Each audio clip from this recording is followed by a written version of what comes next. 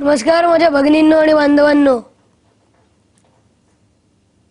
छत्रपती शिवाजी महाराज की म्हटल्यावर ज्याच्या तोंडातून आपसूक जे येतं तो मराठी. ज्ञानेश्वर माऊलीपासून कुसुमाग्रजां पर्यंत त्यांच्या कविता ऐकताना जो माणूस त्यात तल्लीन होतो ना तो मराठी.